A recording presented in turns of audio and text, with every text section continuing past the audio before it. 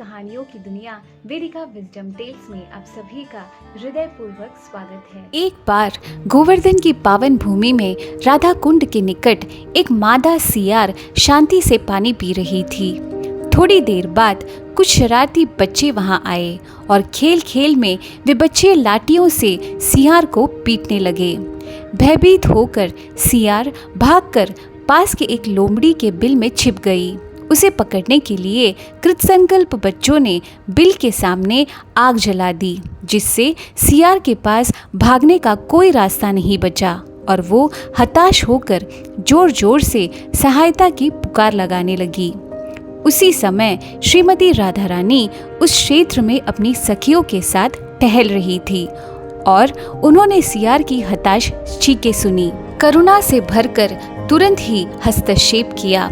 अपनी असीम दयालुता के लिए जानी जाने वाली श्रीमती राधा रानी ने राधा कुंड के पवित्र क्षेत्र का उल्लेख करते हुए अपनी सखी ललिता से कहा, यह मेरी ब्रज भूमि है, यहाँ किसी को कष्ट नहीं उठाना चाहिए।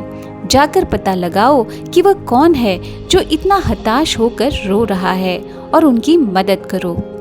यह सुनकर ललिता सखी तुरंत ही उस स्थान पर दौड़ी और देखी कि कुछ लड़के जलते हुए गड्ढे के चारों ओर इकट्ठे होकर हंस रहे हैं। ललिता सखी ने बच्चों को तुरंत तितर बितर कर दिया और भयभीत, तुच्छ और गंदे सियार को श्रीमती राधा रानी के पास ले आई।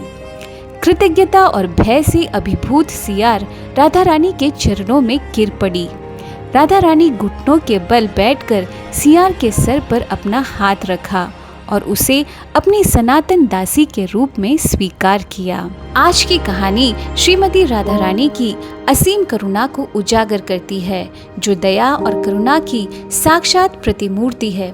सभी जीव दिव्य सृष्टि का हिस्सा है और इसलिए दया और सम्मान के पात्र हैं। इस कहानी का प्रतीकवाद यह है कि सियार जिस छेद में था वह इस भौतिक अस्तित्व का प्रतिनिधित्व करता है। सियार उस जीव का प्रतिनिधित्व करता है जो भगवान से ईर्ष्या की घृणित स्थिति में गिर गया है। छेद के चारों ओर की आग भौतिक अस्तित्व की जलती हुई पीड़ा का प्रतिनिधित्व करता है, जो 3 क्लेशों से उत्पन्न होती है। चीख रही सियार पवित्र नाम के असहाय पुकार का प्रतिनिधित्व करता है। जब हम एक बार भी असहायता, निष्कपटता और विनम्रता से भक्ति प्रदायिनी श्रीमती राधा रानी को पुकार लगाएंगे तो वे निश्चित रूप से हमारी सहायता करेंगी।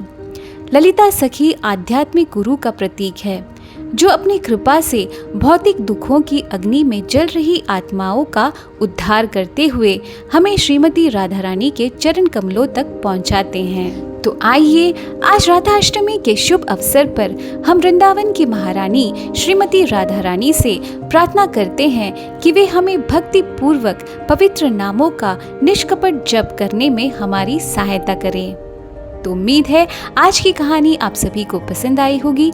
इसी आशा के साथ राधा अष्टमी के शुभकामनाएं देते हुए विदा लेती हूँ। नमस्कार।